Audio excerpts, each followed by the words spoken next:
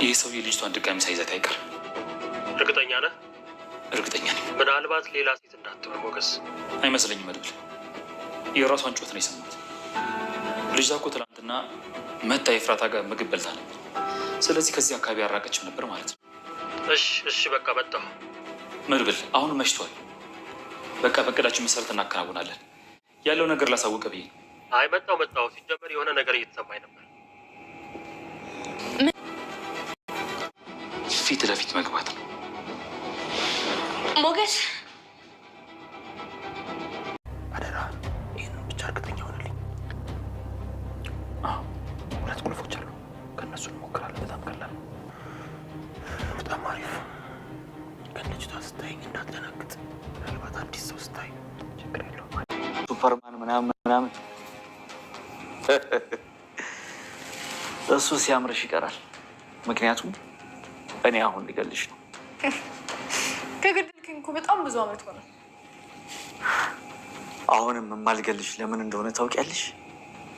ከዚህ ቤት ማን እንዳስወጣሽ ማወቅ ስለምፈልግ ብቻ ነው። እራሴ ነኝ የወጣሁት። ቆይ እኔ አንተን የምፈራ መስሎህ ነው እንዴ? በጭራሽ አልፈራም። በየቀኑ አንተን ማየት ለእኔ ሞቴ ነው። ስለዚህ ግደለኝ፣ በቃ ግደለኝ። እገልሻለሁ፣ ግን ሞትሽን እንደዚሁ ቶሎ ብዬ አልሰጥሽም። ከጥላቴ እጠነቀቃለሁ ከወዳጃን ተጠብቀኝ ይባላል። እጅግ በሚያሳዝን ሁኔታና እጅግ በሚሰብር ሁኔታ የሰገንና የመድብል መለያየት ግልጽ በሆነ ጉዳይ ነው የተያየው። እንግዲህ መድብል በጣም ያሳዝናል። ሞታለች፣ ገድያታለሁ፣ ቀብሬያታለሁኝ፣ ይህም በእኔ ምክንያት ነው፣ ፍሬሙን ቢያለኝ እዚህ ላይ እያልኩኝ ቤልት አድርግ እያልኩኝ ስቅነዥነዥ እሷን ፍቅሬን ነጠኩ ይላል። እጅግ የሚያሳዝን ህይወት፣ እጅግ የሚያሳዝን ወጥመድ፣ በአክሊሉ አደገኝነት የተቀነባበረው ሴራ። መድብል ግን ፍቅሬን ገድያታለሁ በገዛ እጄ ላይ ሞተች እያለ ለዘመናት ሲጸጸቱበት ለ10 ዓመት ፍርዱን ተቀብሎ የወጣበት ነው። ሰገን መድብል እንደታሰረ፣ መድብል ሰገን እንደተቀበረች የማይተዋወቁ የማይገናኝ አለም። እሱ በጸጸት እውነት ከሰማይ እኔን ትመለከችኛለሽን? እውነት ስምሽን ስሰማ እየደነገጥኩ የምብረከረከውን ነገር ታያለሽን? ነገሩ ትንሽ ጊዜ ነው። በቃ ወደ አንቺ መጥቼ እንገናኛለን እንጂ አንቺ ወደ እኔ መቼም አትመጭም። ግን ታይኛለሽን? አንቺ ለዘመናት ትናፍቀኛለሽ፣ በልቤ ተቀብረሽ ለዘመናት ትኖሪያለሽ። የመጀመሪያዬ ፍቅሬ ውዴ የምትይኝ ማን እንዳንቺ አለ? ሁሉንም ሞከርኩኝ፣ ሚስት ለማግኘት ትዳር ለመያዝ ሁሉን ሴቶች ለመቅረብ፣ አንቺን የሚተካ ግን አጣው። እንዴት ላድርግሽ? እኔው በእጄ ገደልኩሽ። የማይረሳ ፍቅር፣ የማይጠባ ጠባሳ። ሰላም የተከበራችሁና የተወደዳችሁ ውድ ቤተሰቦች ሰላማችሁ ብዝት ወዳጁ ሰገን ዛሬ ማጓጊና ልብ አንጠልጣይ እንደሆነ ቀጥሏል። በጣም በሚያሳዝን ሁኔታ እንግዲህ 50-50 ነው የሆነው። መድብል ማግኘት አለበት ስንል እንግዲህ አክሊሉ አግኝቷታል። ያሳዝናል። ሰፈር አለማወቋ፣ ቤተሰብ አለማወቋ፣ አድራሻ አለማወቋ። እንግዲህ እዛው ሰፈር ስትድሞነሞን መድብል ያገኛታል ስንል አክሊሉ ይዟታል ማለት ነው። በጣም ያሳዝናል። በእርግጥ ጥሩ ጎን አለው፣ መጥፎ ጎን አለው።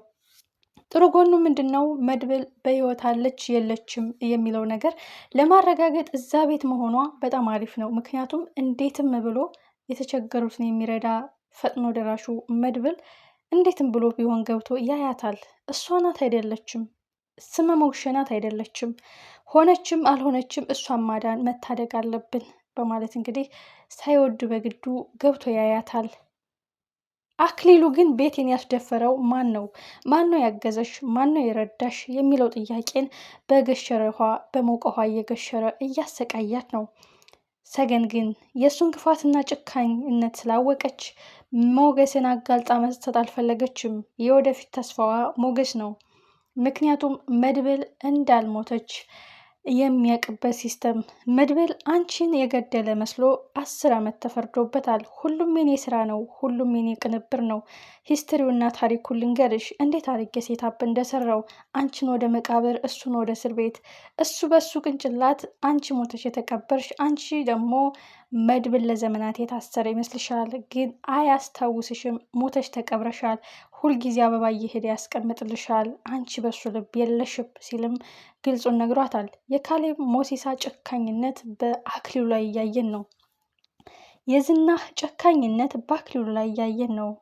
እጅግ የሚያሳዝነው ዝናህ ጠበቃውን ገለሃል በማለት እንግዲህ ሞገስን ሲያሳድደው እንደነበረው ሁሉ የመድብል ደግሞ በጣም ያሳዝናል። ፍቅረኛህን ገለሃል ተብሎ በተቀነባበረ ወንጀል እስር ቤት 10 ዓመት እንዲጨርስ ነው ያደረጉት። እሷ ግን አልሞተችም። ቤተሰብ ሙታ እንደተቀበረች ያውቃል። እሱ ቤተሰቧን አያውቅም። ሙታለች፣ መቃብሯን ያውቃል። እንዴት ያሳዝናል! እንዴት ልብ ይሰብራል! መድብል የሰማውን ማመን አቃተው። አምኖ መቀበልም ከብዶታል። ስመ ሞክሼ ነሽ ወይስ አንቺ ነሽ? ነገሩን እኔው በእጄ ገድዬሽ እንዴት አለሽ ብዬ ልመን? እኔው በእጄ አጥፍቼሽ እንዴት ተርፋለች ብዬ ልመን?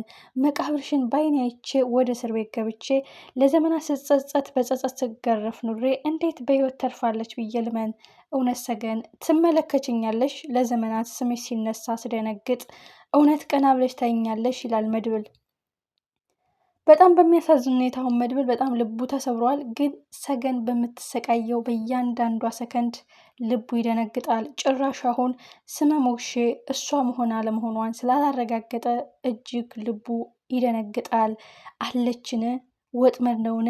ገድያታለውን? ሌላ ሰው ናትን? ብዙ ጥያቄ ይመላለስበታል። ፍቅሬ የመጀመሪያዬ፣ እዚህ ጋር ሳመኝ፣ እዚህ ጋር ቀፈኝ፣ እንዳንቺ ማናለ የሚተካ፣ እንዳንቺ ማናለ የሚገልጸው፣ እኔው በእኔው በላሁሽ፣ እጀን በእጀ ሰበርኩኝ፣ እኔው ቀጠፍኩሽ ይላል። የተከበራችሁን የተወደዳችሁ ውድ ቤተሰቦች በጣም በጣም ያሳዝናል። አንዳንድ ጊዜ ጥላት እንዴት እንደሚያጠቃንና እንዴት እንደሚሰብረን ለማመን ይከብዳል። በጭራሽ ማለት ነው። አሁን መድብልን እውነት አንቺ ከሞት ተነስተሽ ነውን የሚለው ጥያቄ ነው የሚሆንበት። ግን አክሊሉ ለሰገን መንገሩ በጣም አሪፍ ነው። እንዴት አቀነባብሬ እንደጠመድኩት፣ እንዴት ሞተሻል ብዬ እንዳስመሰከርኩ፣ እንዴት እሱን ወደ እስር ቤት እንደወረወርኩት ብሎ ስለነገራት ሲገናኙ ታሪኩን ትነግረዋለች ማለት ነው። ለማመን የሚከብድ በእርግጥ መድብል የወንጀለኞችን የጨካኞችን ሴራ ስለሚያውቅ ምን ያህል ተራቀው እንደሚያጠምዱ ለሱ ቀላል ኬዝ ነው። ግን ጸጥ ረጭ ስላለች በመኪናው ፍሬም እምቢ ማለት ስትጋጭ ሞተች ነው የመሰለው። በጣም ያሳዝናል። መድብል ግን በቀላሉ አይተወውም። ዋናው ጉዳይ ግን አሁን እቅዳቸው ይቀጥላል። እሷን ማዳን የተባለው እቅድ በአክሊሉ ቢቀደሙም አሁን ግን መድብል በጭራሽ ስሟን ሰምቶ አርፎ አይቀመጥም። ፊት ለፊት ይጋፈጣቸዋል። ሞት ወይ ሽረት።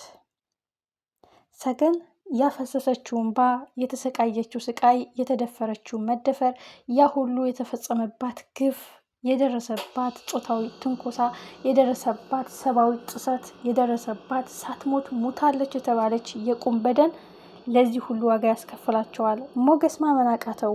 አሁንም ስቃዩን እየተጋፈጠች ነው። ይች ልጅ መልሳ በእጁ ገባች በማለት የምስራቹን የሚያሳዝን የምስራች ቢሆንም ለመድብል ነግሮታል። አሁን መድብል እመጣለሁ፣ ፊት ለፊት እጋፈጠዋለሁ ብሏል። ለዚህ መፍትሄው ፊት ለፊት ሲጋፈጡን ነው። መድብል በቅጡ አያውቀኝም ይላል እንጂ ካሌብ እንደሚያውቀው ሁሉ አክሊሉም ያውቀዋል። ሁሉን ነገር ሲናገር እንዳየነው ስለሚያውቀውና በግልጽ ስለአወቀውም ነው ያን ሁሉ ሴታፕ የሰራው።